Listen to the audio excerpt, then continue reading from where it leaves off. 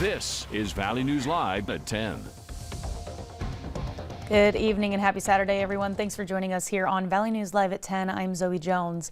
Today was a first alert weather day throughout the Red River Valley as we saw a very drastic change in our forecast compared to just a few days ago. We've seen a heavy amount of snowfall all throughout the valley today. What you see on your screen right now is up in Grand Forks and East Grand Forks earlier this afternoon. For a look at our current conditions, let's send things over to First Alert Storm Team's Chief Meteorologist, Russ Thomas. Russ?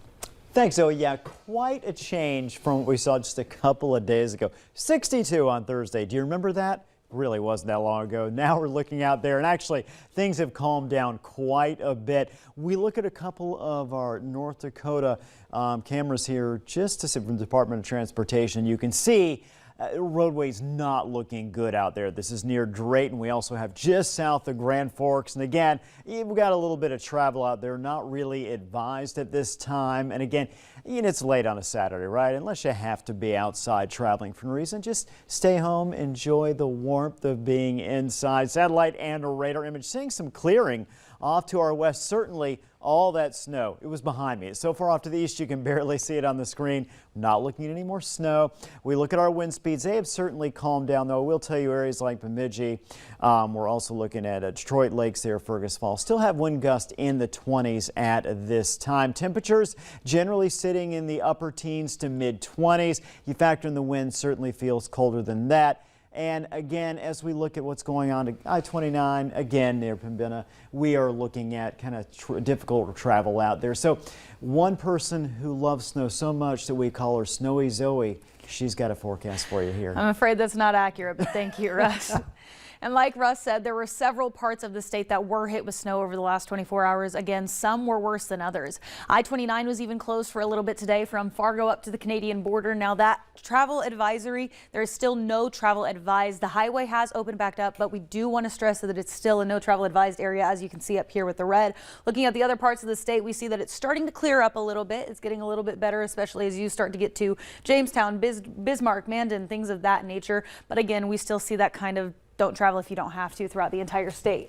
While we're looking in Minnesota, there was also a no travel advisory for the northwestern part of the state earlier this morning, but that was lifted this afternoon as well. Still looking at it, things are a little bit messy if you're going to be heading out there, but as we've been saying, and we're going to keep saying it as we start to get into this winter season, don't travel if you have to. And as we start to navigate the winter season, make sure to download the VNL weather app. You can get all of your updates to current conditions as you need them, so you can download that in the App Store. Just search VNL weather today.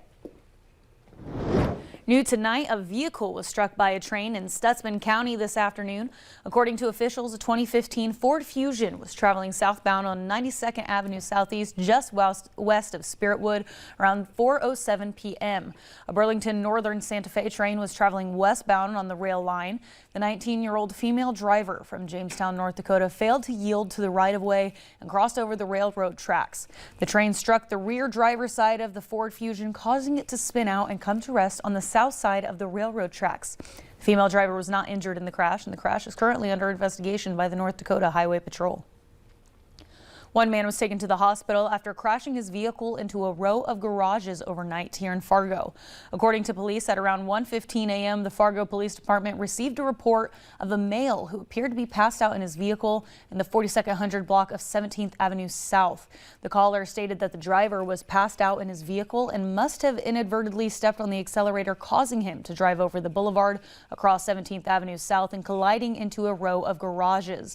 Now, the vehicle caused extensive damage to the garages, and the Fargo Fire Department responded to secure the structure as it had been compromised.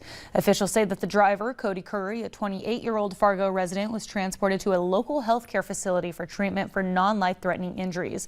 Now, Curry was charged with driving under the influence, but Cass County Jail said that he was never booked. Looking at some national news, the gag order in Donald Trump's Washington, D.C. election interference case will be put back in place. A federal appeals court upheld the order on Friday. However, they did narrow its scope. The order, which had been under a temporary stay, prohibited the former president from making critical comments about potential witnesses and prosecutors. Friday's ruling now only bars Trump from speaking publicly about known or reasonably foreseeable witnesses. The ruling also still keeps Trump from making making public statements about lawyers in the case, court staff, special counsel staff, or their family members, but it does carve out an exception for special counsel Jack Smith, who Trump will still be allowed to criticize publicly.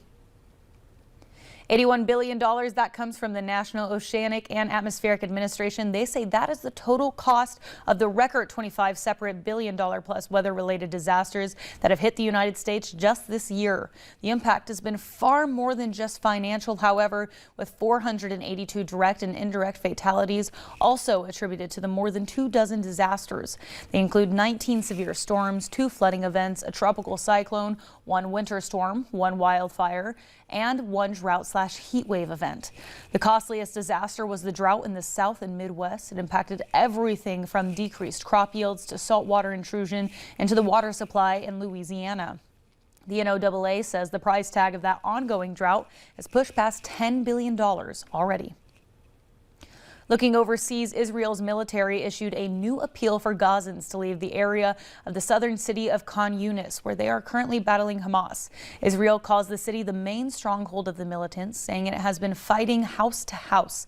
Meanwhile, the United States is facing condemnation after it vetoed a UN Security Council resolution on Friday calling for an immediate ceasefire in Gaza. Rob Kirkpatrick has more. Israel's military is pressing on with its campaign to destroy Hamas. This was the IDF in southern Gaza just a day before heavy clashes were reported between Hamas and the Israeli military there. We are in the intensive stage of the ground maneuvering. Our troops are operating in the hearts of Hamas's centers of gravity, in the northern and southern Gaza Strip simultaneously. Israel's defense minister was visiting troops on the ground near the Israel-Gaza border and says the fighting will continue to intensify, but the results are promising. I see the signs that indicate Hamas is beginning to break inside Gaza. As the fighting continues, the humanitarian crisis in Gaza is growing. The deputy director for the United Nations-run World Food Program says people are desperate for basic needs. Well, I can say that the humanitarian operation is really on the brink of collapse. Law and order are breaking down also in the south, and that stems from this desperation. Not enough food is coming in. Calls for a ceasefire are growing due to the humanitarian crisis unfolding. On Friday, the United States vetoed a UN Security Council resolution calling for an immediate ceasefire in Gaza. We do not support this resolution's call for an unsustainable ceasefire that will only plant the seeds for the next war. The U.S. is facing criticism for that veto, but officials have emphasized what they call Israel's right to defend itself. I'm Rob Kirkpatrick reporting.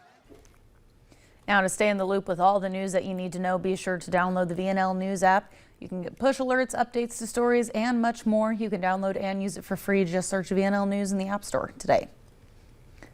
Back on a local level, it's been almost 1 week since a service dog in Fargo went missing. Last night, we spoke with the owner, Jason Larkin, about his 3-year-old pup, Ruby. She ran out of her yard on Sunday morning and was last spotted on Monday afternoon near Horace.